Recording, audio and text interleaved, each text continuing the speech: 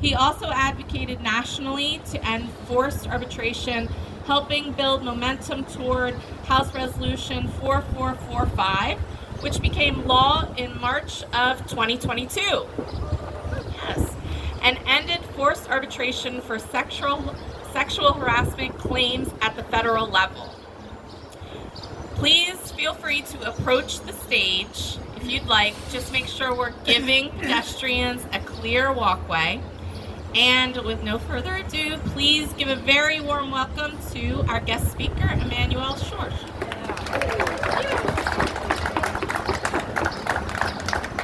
Hello, everyone.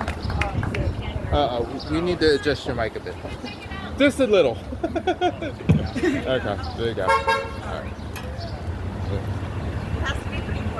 Hello, everyone. I am here with March on... Can you hear me now? Yes. Much better. I'm here with March on Harrisburg. Thank you so much for having me.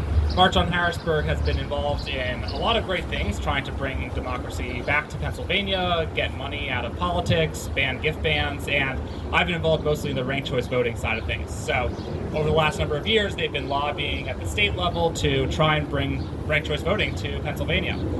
So just a brief show of hands to start. How many people here are familiar with ranked choice voting?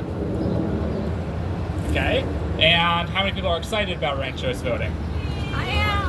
All right, great. And who here wants to see it brought to Philadelphia and Pennsylvania? Great, that's what we want to hear.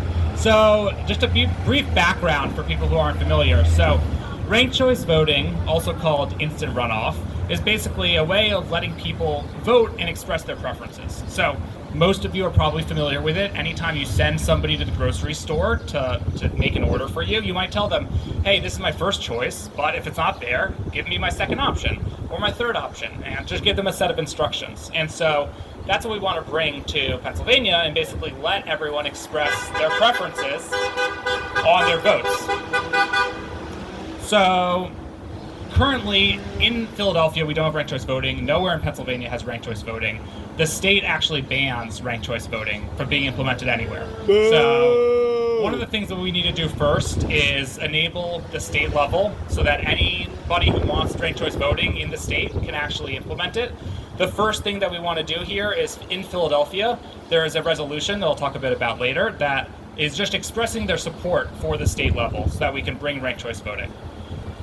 For me, ranked choice voting is just so important. I think we can all think of so many examples. Al Gore in 2000, so many cases that have been vote split. Think about the Democratic primaries, Bernie Sanders and Elizabeth Warren competing for the same pool. And even more recently, Rab just won in a very crowded primary that had 13 different people there. And that's not really a great way for anyone to have their voice heard. So this is incredibly important, and for so many different reasons. I think that it helps remove the spoiler effect, which is what we've seen. It reduces the toxicity of the primaries, and it makes sure that the person who's actually elected is the person that the majority of people actually want. And sometimes it results in the person that you want. Mayor Mamdani won recently. Sometimes it results in Mayor Adams. But the point is, the person who won is actually the person that the people that time around wanted to win. And I think that's super important to have that confidence this time around. So personally for me, I'm just super tired of the same toxic debates between people who generally agree on most issues and are deciding between two politicians that are much more similar than they are different. And you get this super heated argument for no reason instead of building a coalition together of people who really agree with you on most things.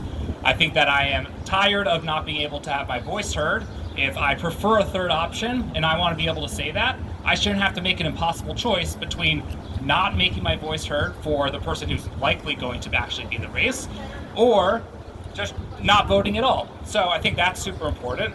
And then finally, I just want to have confidence that the person who wins is the person everybody wants to win. And so I think it's about time that we bring this to Philadelphia and Pennsylvania.